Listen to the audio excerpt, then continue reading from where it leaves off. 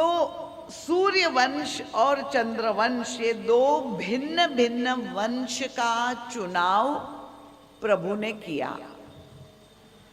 अब आप लोग भागवत की कथा भी सुनते हैं और राम कथा भी सुनते हैं। क्या आप लोगों को किसी ने ये बताया या आपने ये प्रश्न पूछा कि भगवान श्री राम ने सूर्य वंश का ही चुनाव क्यों किया और भगवान श्री कृष्ण ने चंद्रवंश का ही को धन्य क्यों किया? कोई उत्तर दे सकता? किसी को पता है? भगवान राम चंद्रवंश में क्यों नहीं प्रकट हुए? भगवान कृष्ण सूर्य वंश में क्यों प्रकट नहीं हुए?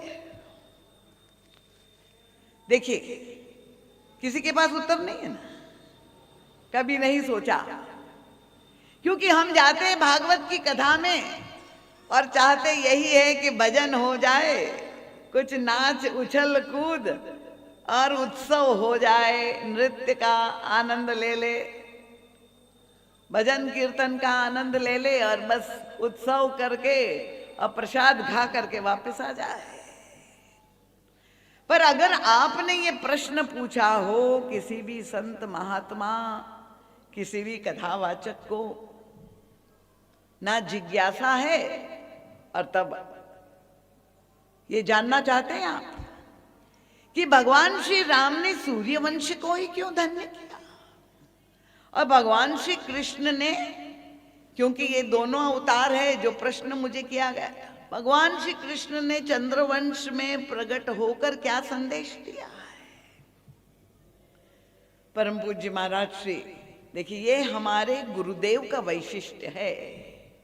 ये जो कथा महाराज जी का चिंतन प्रधान है, वो पूरे किसी भी साहित्य में आपको ये चिंतन नहीं मिलेगा, वो केवल राम किंकर सद साहित्य में ही मिलेगा।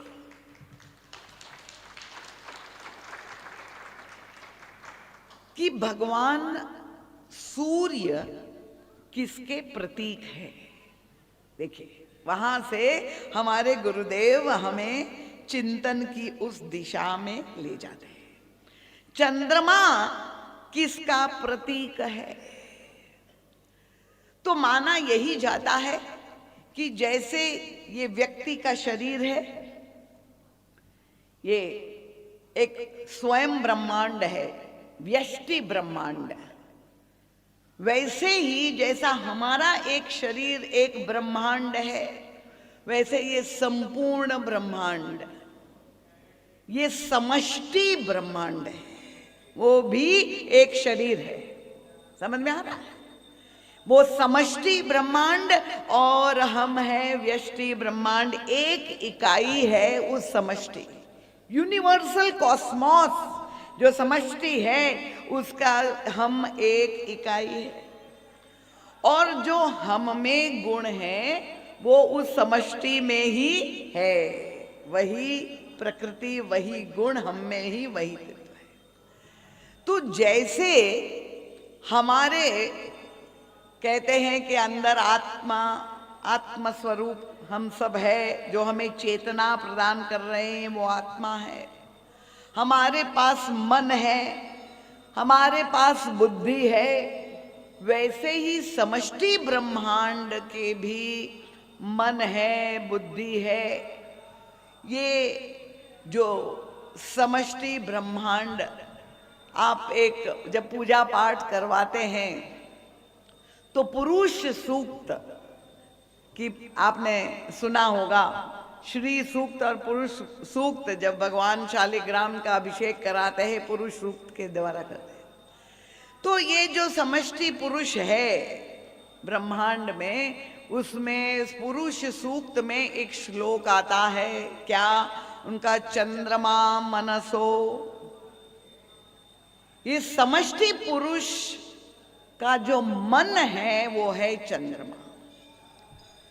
चंद्रमा मनसो सूर्यो अजायत, श्रोत्राद वायुश्च प्राणश्च मुखाद अग्निरजायत। इसका मतलब क्या हुआ? उनका ये समष्टि पुरुष ब्रह्मांड की जो आत्मा है वही सूर्य है। समष्टि ब्रह्मांड के मन है वही चंद्रमा, उसी का प्रतीक है। समझ में आ गया? तो भगवान श्री कृष्ण राम जब प्रकट हुए सूर्य वंश में, क्यों सूर्य को उन्होंने धन्य किया? भगवान कृष्ण ने चंद्रवंश को क्यों धन्य किया? क्योंकि ये दोनों युगों में जो पार्थक्य था, त्रेता युग में और द्वापर युग में जो परिस्थितियां थी, जब हम उसकी ओर देखते हैं, महाराज श्री कहते हैं देखिए सूर्य और चंद्रमा दोनों ही प्रकाश का प्रतीक है ना? दोनों में प्रकाश है। अंतर क्या है? एक में जहां दिन में पूर्ण प्रकाश है, केवल उज्ज्वलता ही उज्ज्वलता, वही चंद्रमा का जो प्रकाश है वह रात्रि के समय जहां दर्शन होता है, जैसे अभी पूर्णिमा है, भले पूर्ण प्रकाश चंद्रमा का है, पर वो प्रकाश के साथ अंधकार भी विद्यमान है। समझ में आ गया?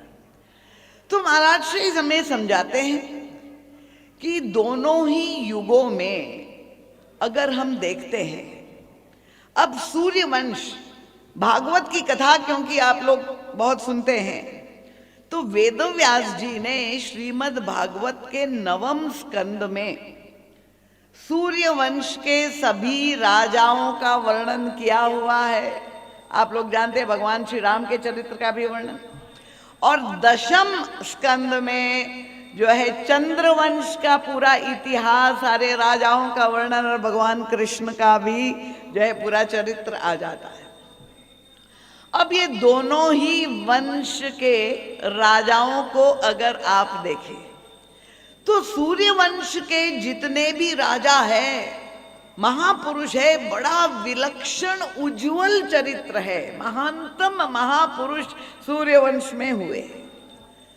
पर जब हम चंद्रवंश में देखते हैं, द्वापर युग में जितने राजाओं के चरित्र का वर्णन वेदव्यास जी ने भागवत के 10वें स्कंद में किया है, तो लगता है कि उनका चरित्र इतना उज्जवल नहीं है, न्यून है। उस दृष्टि से अगर देखें तो परम पूज्य महाराज श्री कहते हैं कि यही अंतर आत्म तत्व और मन में है। जहां आत्मा, क्योंकि सूर्य पूर्ण प्रकाशमय ज्ञान का प्रतीक है, तो वो आत्म तत्व का प्रतीक है। और जहां पर मन, अगर हम अपने मन की ओर झांक करके देखें सब लोग, क्योंकि ये सारी कथाएं हमारे जीवन से जब तक नहीं जुड़ेंगी, तो चंद्रमा के साथ जो है कि प्रकाश भी है और अंधकार भी है, वैसे ही वो चंद्रवंश के राजाओं का भी चरित्र आप देखें तो वहां श्रेष्ठता भी है, पर कुछ ऐसे भी चारित्रिक दोष दिखाई देते हैं। और अगर अब इस कथा को अपने जीवन से हम ला करके जोड़े, सामाजिक रूप से देखा, समष्टि के रूप में देखा, और अपने हृदय में अगर हम झांक के देखें, तो जहां आत्म तत्व में उज्ज्वलता ही उज्ज्वलता प्रकाश है, पर हमारा जो मन है